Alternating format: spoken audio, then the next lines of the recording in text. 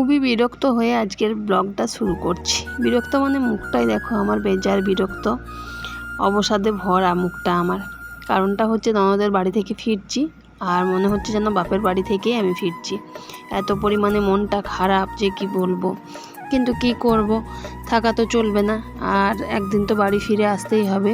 তো দুপুরের দিকে এখন বাসে চেপেছি, খাওয়া দাওয়া সেরে নিয়ে এখন দুর্গাপুর সিটি সেন্টার পেরিয়ে গেলাম।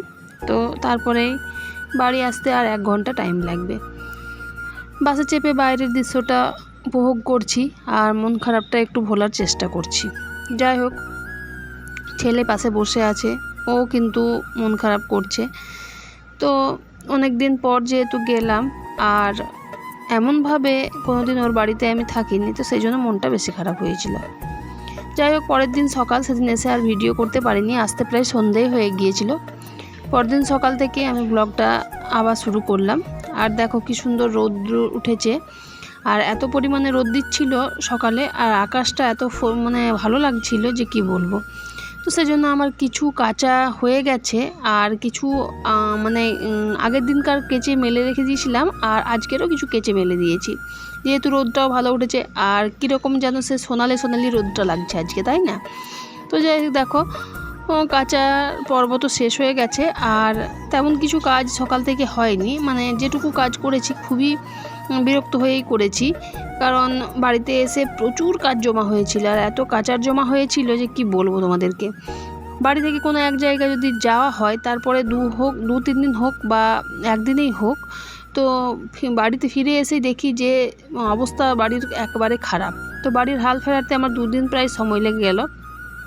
যাই হোক, দেখো এখানে আমার ভাতটা তো বসিয়ে দিয়েছিলাম, ভাতটা বসিয়ে দিয়ে আমি কাপড়গুলো কেচে মেলে দিয়ে এসেছিলাম, আর তারপরে রান্নাটা কমপ্লিট করে নিলাম। তো আজকে রান্না কি হয়েছে চলো তোমাদের সাথে শেয়ার করা যাক রান্নাটা। তো আজকে রান্না হয়েছে, দেখো এখানে করলা ভেজেছি আর কাঁচা কলা ভেজেছি। কাঁচা কলাটা আজ প্রথম ভাজলাম, জানো তো, কোনোদিন খাইনি। এখানে আছে গরম গরম ভাত আছে, আর এখানে করে নিয়েছি একটুখানি পোস্ত, টমেটো দিয়ে আলু দিয়ে একটা পোস্ত, আর করেছি মুসুরির ডাল, আর কিচ্ছু করিনি। এই রান্না করেই মনে হচ্ছে অনেক রান্না করে নিলাম। আর 2-3 দিন বসে বসে খাওয়া হলো, তো তারপরে মনে হলো না যে আজ মানে অধিক কিছু রান্না করি। তো যাই হোক, তোমাদের দাদাভাই তো নিজেই রান্না করেছে, নিজেই খেয়েছে, তো ওর কোথার দিকে আর যাচ্ছি না। দেখো বাইরের জায়গাটা পরিষ্কার করতে লোক লাগিয়েছিল, তো সেই জায়গাটা পরিষ্কার করে নিল, আর পুজোর আগেও আরেকবার পরিষ্কার হবে। তো এখন এত পরিমাণে ঘাস হয়েছিল, জায়গাটা পরিষ্কার না করলে উপায় ছিল না কিছু, মানে কেমন লাগছিল। তো পরিষ্কার পরিচ্ছন্ন করলে তার সৌন্দর্যই আলাদা হয়। সকাল থেকে উঠে রান্না বান্না সব কাজ সেরে নিয়ে তারপরে দেখো চলে এসেছি আমি উপরে, আর অনেকদিন পরেই তোমাদের সাথে কথা বলছি। তো 2 দিন প্রচুর কাজ ছিল, কাজগুলো সারতে সারতে অনেক ক্লান্ত হয়ে পড়ছিলাম, তো সেজন্য কোনো ভিডিও তোমাদের সাথে আমি শেয়ার করিনি। আজ থেকে আবার ভিডিও চালু করেছি। তো আমাদের বাড়িতে তো ভালোই আনন্দ করলাম, তোমরা দেখলে। তো আবার এসে যে কেসে একেবারে, আর 3 দিন ছুটিতে মনে হচ্ছিল যে 3 বছরের ছুটি পেয়ে গেছি আমি। যাই হোক, বাড়িতে এসে সেই হাল ধরতে হলো সংসারের, আর এটাই নিয়ম, আর এটা করা উচিত সবারই।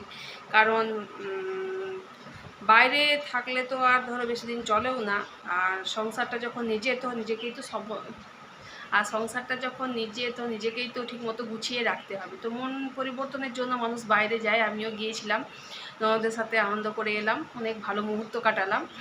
তো তারপরে বাড়িতে এসে আবার শুরু হয়ে গেছে সে একই কাজ, একই রকম সব কিছু।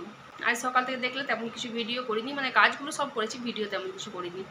তো রান্নাবান্না কী হলো সেটাও তোমরা দেখলে, তোমাদের সাথে শেয়ার করলাম। আর বাইরের আমাদের বাড়ির দেয়ালে সামনের জায়গাটা একটুখানি পরিষ্কার করতে হলো, তো খুব মানে ঘাস হয়ে গিয়েছিল। তো যাই হোক, এখন তো আমি চান টান করে ওপরে চলে এসেছি, আর তোমাদের সাথে গল্পও করলাম একটুখানি। তো চলো এবার খাওয়া দাওয়ার পালা শুরু। এখন 1টা বেজে গেছে, তোমার দাদাভাই এখনও চান করেনি, তো চান করলে একবারে খাওয়া দাওয়াটা সেরে নেবো। আর হ্যাঁ, ছেলে গিয়েছে কলেজে, ছেলে তো বাড়িতে নেই, যে ও খাবে। তো খেতে আমরা দুজনাই এখন। তো চলো পরে দেখা করছি তোমাদের সাথে, আর পরে কথাও বলছি তোমাদের সাথে। খাবার খেয়ে চলে এলাম উপরে, আর বেজে গেছে এখন 2টো। আর দেখো আমি নিয়ে নিয়েছি ফল, কেটে নিয়েছি, কিন্তু ফল খেতে আমার একদম ভালো লাগে না। আর এগুলো যেহেতু প্রসাদের ফল, পুজোর ফল, তো সেই জন্য নষ্ট করলেও চলবে না। আর বাড়িতে আমাদের কেউ ফল খেতে বেশি ভালোবাসে না, তো সেজন্য আমি কেটে নিলাম, একটুখানি বিট লবণ দিয়ে মাখিয়ে নিলাম আর কেটে নিয়ে চলে এসেছি। তো দেখি এবার খেতে পারি কি না। মানে কেটে হাতের কাছে দিয়ে দিলে তাও একটু খাওয়া যায়, আর যদি গোটা ফলগুলো থাকে তাহলে তো আর খেতেই ভালো লাগে না, আবার কাটতে হবে, খেতে হবে। তো যাই হোক, দেখো ফল তো আমার কাটা হয়ে গেছে।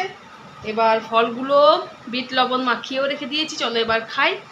আর তোমাদের সাথে আবার দেখা করছি বিকেলের দিকে। ঘড়ির কাঁটা 4টের ঘরে, আর আমি ঢুকে পড়েছি রান্নাঘরে। তো দুটো ছন্দ মিলে গেল না। তো যাই হোক, চা বসিয়ে দিয়েছি এখানে।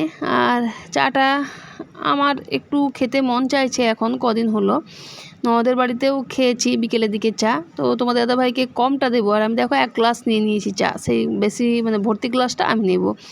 তো যেমন চা খাওয়াটা বন্ধ করেছিলাম সেরকম চা খাওয়া শুরু হয়ে গিয়েছে। এদিকে উনুনটা বাইরে রাখা ছিল, তোমাদের দাদাভাই রান্না করছিল এটাতেই, গ্যাসে রান্না করেনি। তো দেখলাম একটা হনুমান এসে ছাইগুলো খাচ্ছে। পেটের জ্বালা কত জ্বালা তাহলে দেখো, যে হনুমান ছাইগুলোকেও বাদ দিচ্ছে না।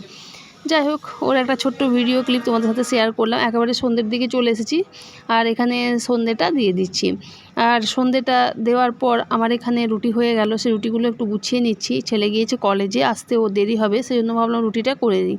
আর রুটিটা করে রেখে দিলে কি হয় বলো তো, আর যে প্রচণ্ড পরিমাণে রান্নাঘরটাতে গরম, সেটা থেকে মানে তাড়াতাড়ি বিরত পাওয়া যায়। রুটিটা করার পর আমাকে 1/2 ঘন্টা কিন্তু মানে রেস্ট নিতে হয়, গরমের জন্য এত পরিমাণে ঘেমে যায়। যাই হোক, রুটিটা আমার গোছানো হয়ে গেছে। এখানে কি সবজি করব জানি না, তো যাই সবজি করি একটুখানি করব, কারণ দুপুরের দিকের ভাত তরকারি সব রাখা আছে, ছেলে এখনও আসেনি আর এখনও খায়নি।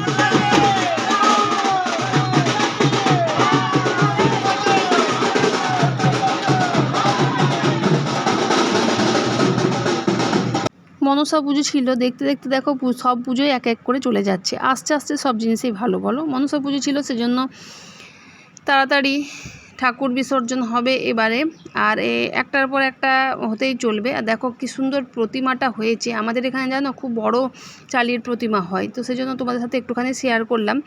আর আরও এখনও 2-3টে আসছে, বাজনা বাজছে, তো সেজন্য ওগুলো শেয়ার করতে পারবো কিনা জানি না। তখন অনেক রাত্রিতে হবে বিসর্জন, আর আমাদের সামনের পুকুরটাতেই হয় বিসর্জনটা।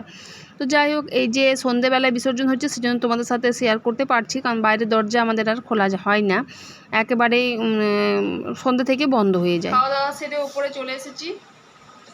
আর আজকের খাওয়াটা খুব বেশি হয়নি, একটু কম সম করেই খেলাম রাতের খাওয়া। তো ডাল করেছিলাম, রুটি হলো, ভাত ছিল, ছেলে এসে অনেক দেরিতে ভাত খেলো, মানে এইমাত্র রাতের খাবারের সময়ই খেলো, কলেজ থেকে ফিরে খায়নি। আর কলেজ থেকে ফিরতে ওর অনেকটা লেট হয়ে গিয়েছিল, আজকে প্রায় 8টা মতো হয়ে গিয়েছিল।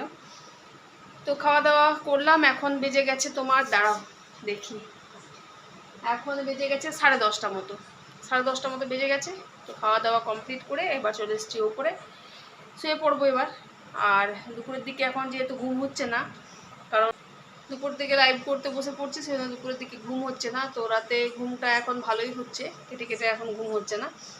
তো চলো ঠিক আছে, আজকের ব্লগটা আমি এখানেই শেষ করছি। খুব বড় ব্লগ হলো না জানি আমি, আর খুব বেশি কাজও তোমাদের সাথে শেয়ার করে উঠতে পারলাম না, তো খুব ছোট্ট ব্লগই তোমাদের কাছে আজকে যাচ্ছে। তো ঠিক আছে, দেখা হচ্ছে পরের দিন নতুন কোনো একটা ভিডিও নিয়ে। ততক্ষণের জন্য তোমরা সবাই ভালো থেকো এবং সুস্থ থেকো।